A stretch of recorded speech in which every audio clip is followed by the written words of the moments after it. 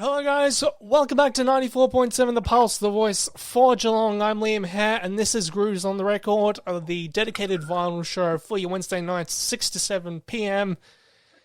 We are here with Kids in the Kitchen legendary front man Scott Carne. He's doing a whole bunch of shows across March through to August with several great shows including the 80s Mania show, Absolutely 80s, which is a 20th anniversary show, and of course stars of Countdown. How are we doing today, Scott? The 80s life after death. Yeah, it's the gift that keeps on giving for a lot of us. I never thought I'd be doing it all these years later.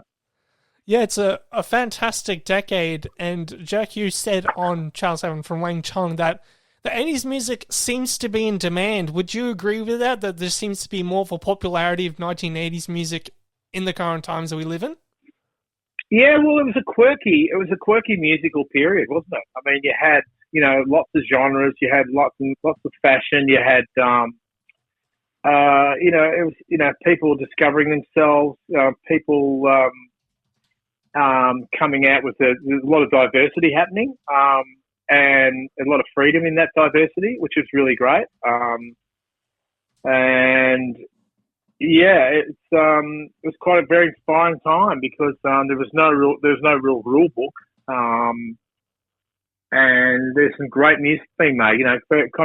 Really quirky, a lot of it, and that's the beauty of it. Yeah. Yeah, I definitely agree. And a lot of the shows as well, like a lot of the platforms that you had back in the day, say for example, Countdown and Sounds and all these shows and what have you. Yeah, Night Moves, even sometimes the one who world distributed music stuff on it too. I mean, there's lots of Rock Arena, there's another one. I mean, Australian shows there is, but then there was, obviously the MTV, period. That's when it all took off, music video. So yeah, it was a really lush time with music and bands and it's just like, and it's entrenched in, it's obviously entrenched in people's, people who grew up in the era. But beyond that, we've kind of, when I do shows out there now, you see a lot of the younger fans come through, obviously, listening to their parents' records or kind of rediscovering it and coming to shows. And it's like, wow, these people weren't even born when we were doing this stuff, So, the 80s, I mean, we've got to keep on remembering the 80s is, 45 years ago or 50 years ago at the start, 55 years ago at the start of the 80s. So it's quite a long time ago now. So, over half a decade. So the time flies, right? Yeah, indeed. I'm definitely one of those families who had the privilege of being grown up on Countdown era music. Speaking of the show, what are your most favourite memories when someone asks you about those days on Countdown when you were brought upon to play your latest singles? What really strikes to mind for you? Well, look, I just think it was the whole thing. I think it was, it was Molly. Molly would get on. There was he was the lifeline between the international kind of, lifeline between the international music and Australia. So, he was playing things before they were even released here. And in some regards, they would never have been released here unless Molly would have played it. But as far as performances and stuff is concerned, I can't pick one performance that was my favourite. There's so many of them. So, but it was, just the weekly countdown, as I said, obviously, and Molly doing his, Molly doing humdrum and whatnot. It's such a great show, and not to forget, Tony Sutherland too from Sounds. That was a really great show as well. But Countdown had those bells and whistles and had the, and had the attention, had everyone's attention at 6 o'clock on a Sunday night.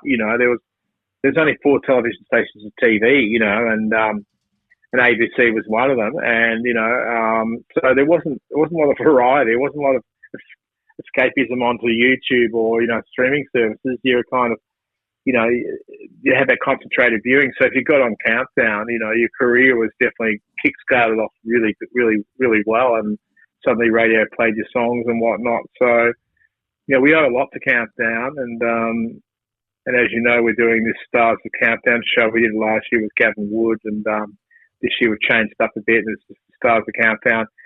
And it's got a lot of it's got a lot of fun. There's a lot of fun in it. There's a lot of theatre about it. A lot of great visuals. You know, Brian does a great impersonation of Molly with love, of course. And Brian Maddox, that is.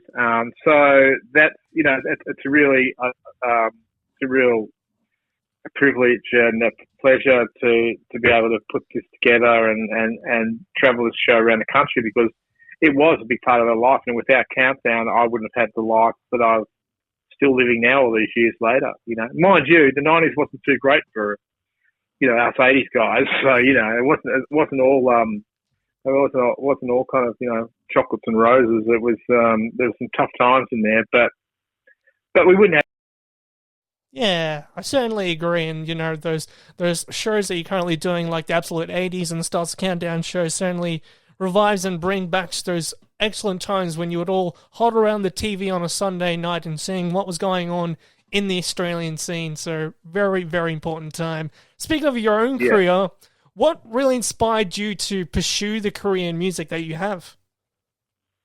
What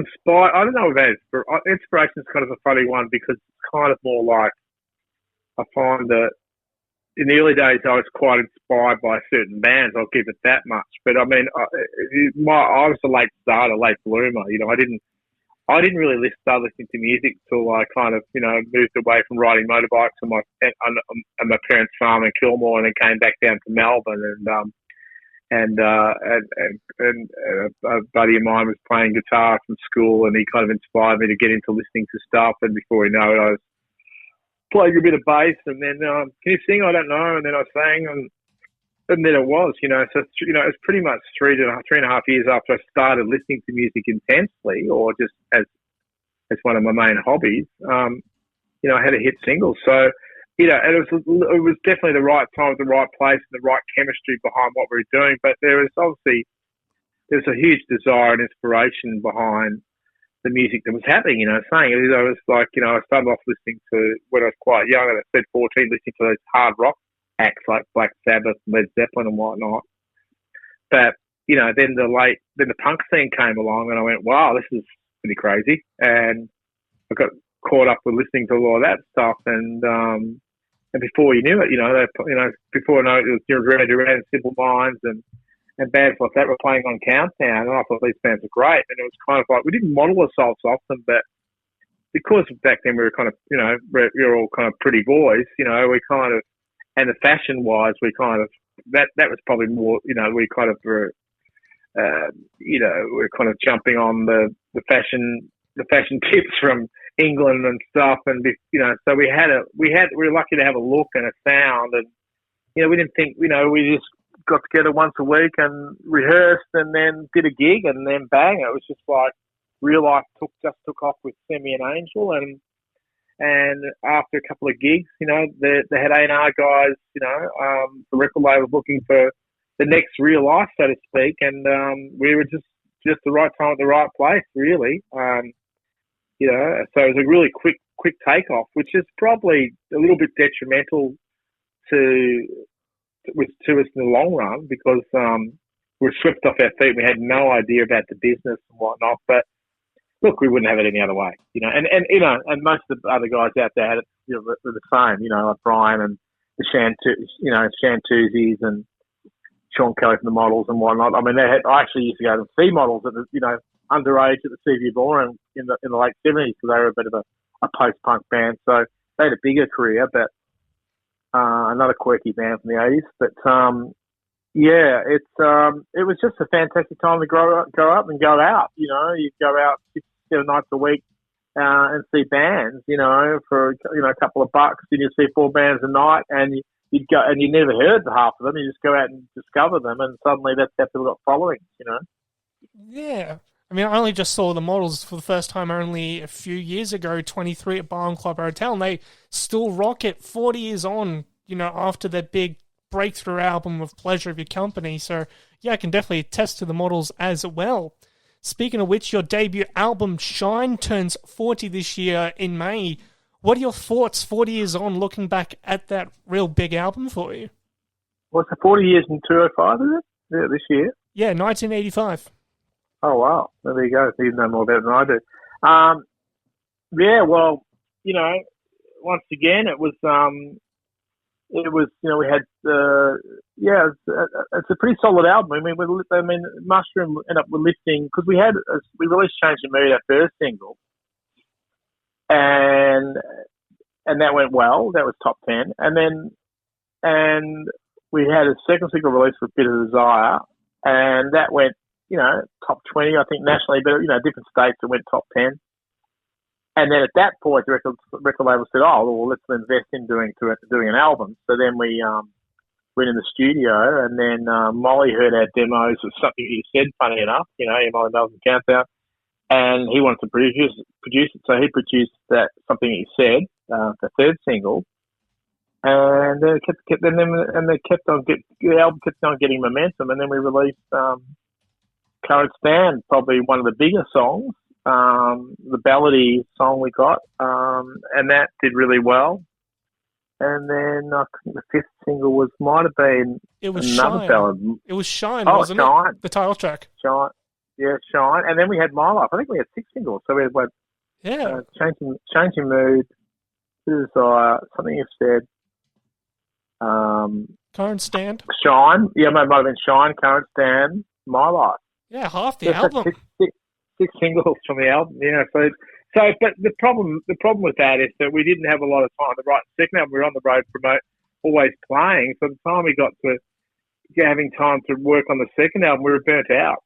So we still wrote some good songs, and and I went overseas and did a bit of small promotional tour over there, and then I stayed out and did a few other songs with another producer, and the cracks were starting to appear on that second album, because we just really burnt out, and we weren't probably nurtured as well as we should have been. So, if you're a band, you can kind of, push through a debut album like we had, and then somehow keep it together for a couple of albums, then you have some kind of real momentum going. Yeah, but yeah, we were just practically really, really burnt out really quick. So, which is not, we should have been nurtured a little bit more. We should have taken a bit more time off and spent time on the second album. But a lot of people made a lot of money out of us by keeping us on the road, and we were very naive about the way our career.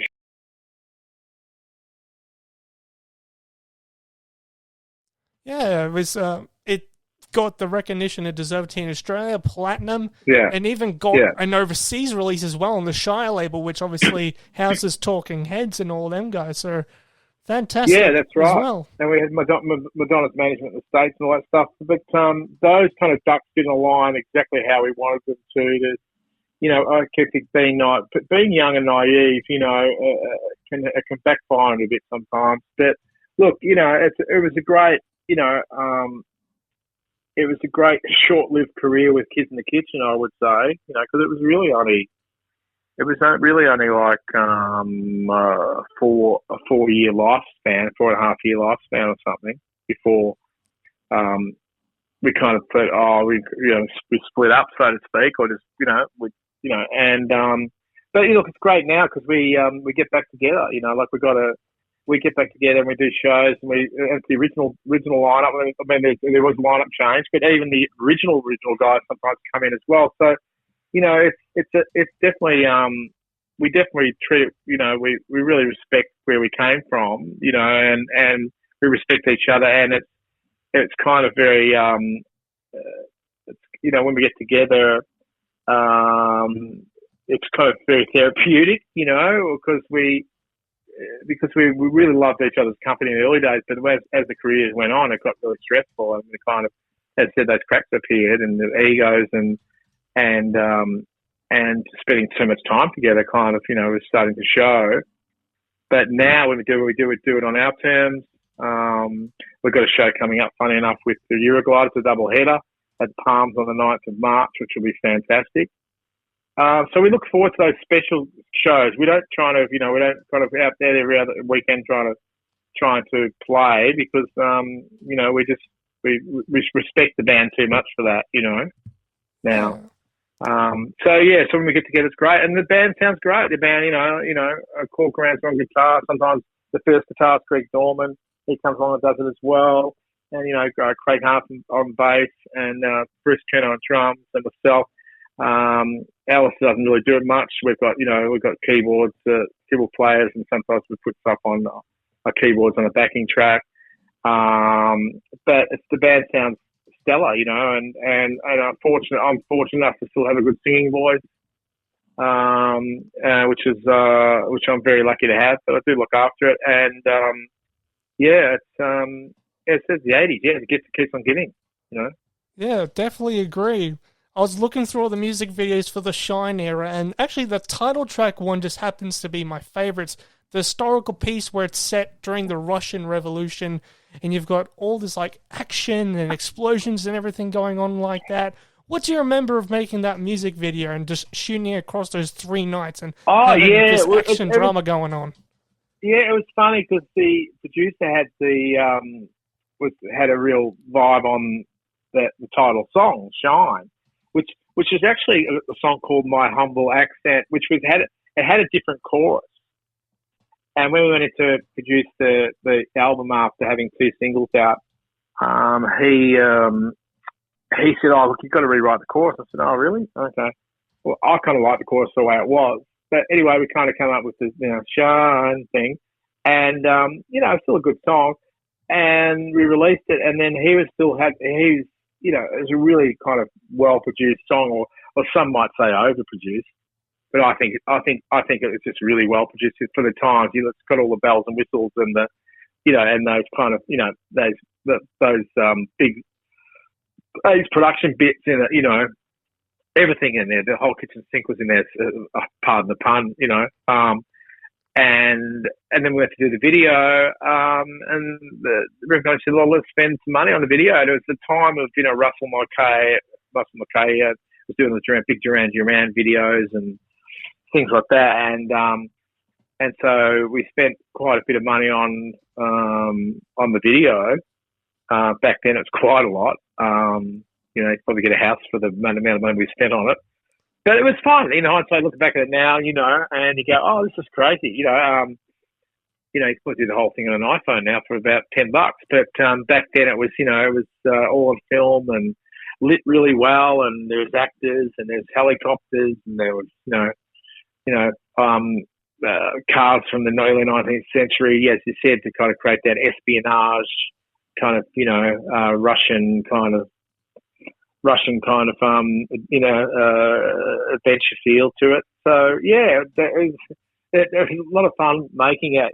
Mind you, it was a shoot that went on for nearly 24 hours straight. So by the end of it, we were pretty exhausted. They just kept on shooting and doing these different bits and pieces, and there was lots of editing going on after that. But and then it was a big premiere on Countdown, and the song didn't really reach the expectations. It was, it was the title song and all the rest. It obviously helped sell the album, but it didn't kind of reach the expectations that the producer was hoping for. I think it only got top 20, but look, it's part of the whole Kiss in the Kitchen, story, and we did other videos and had all those aspects to it, which were fun, and the touring and whatnot. So yeah, I said without Kiss in the Kitchen, I wouldn't be doing the other things, all these other shows. We did the 80s show, which is in its 20th year, and Stars of Countdown, that's running this year as well, and stuff. So we wouldn't be doing all these other things. And not only that, I share a lot of my touring time with a lot of other 80s stars. So it's fun. We get together, we chat. Brian Meg's one of my best friends back in the 80s. We found each other, but we all played for different football teams. But he's one of my best buddies. He's hilarious. And the Shantuzzi girls, Sean Kelly from Models, and Val Rudd from Boom Crash Opera, and the list goes on and on and on, Freddie from the Machinations and whatnot. And we've been doing it for, playing together for 20 years, and in different ensembles and different lineups and different shows. So, yeah, it's always really great to get together. We all become really great friends, like a family, Yeah, one giant family with a huge, just like giant family tree, all connected in very different ways. The Machinations actually, yeah. funny enough, were only just down here last week. They started their big weekend tour, so I got to meet Fred and Tim, and they're in great spirits, and the band is still fine as ever as they were back in 1985. Yeah, well, that's what we pride ourselves on. If you want to go and hear someone play their old hits, for me, I want to hear them, sound exactly like the old hits. I don't want to hear the kind of unplugged version. So we're kind of really true. I've always been really true to that kind of premise, with music, like, and the bands we play with and the people behind the scenes that they're really, we're all part of a family, especially a collective of people that really care about what we do and treat it with respect, and we're pretty proud of it. So, and most people probably agree that it's been to our shows that they can pick up on all that kind of that camaraderie, which is really important. So it's not about going out and making money so much. It's more about going out, it's like our version of golf, really. You just go and have a good time and try to do your best at, getting the best score, get a hole in one, Yeah, it's a real celebration of what a golden age of Australian music, and certainly one everyone remembers. Yeah, that's really important. Like, so, you're putting a smile on people's dials, you go out there and you leave your ego at the door, and, it's probably more ego-driven stuff happening in the 80s, a lot of these stars we play with now, but now everyone just goes out and, shares the love and plays music to people, and if it wasn't for the fans and the people coming to the shows, it's we'd be nothing, and we owe it to owe a lot of our careers that we got, the fans still out there that support us throughout the years. So we treat everyone with respect. We're not above anyone. We're all part of the 80s family, really. At the end of the day, Yeah, indeed. Scott Carne, Kids in Kitchen, thank you very much for coming on to 94.7 The Pulse and telling us all about the great shows you have coming up. Enjoy the rest of your day, and we look forward to seeing you wherever you are, whenever you are, across Australia, performing the absolute best of the 1980s. Yeah, pleasure chatting to you. Keep up the good work. Thank you.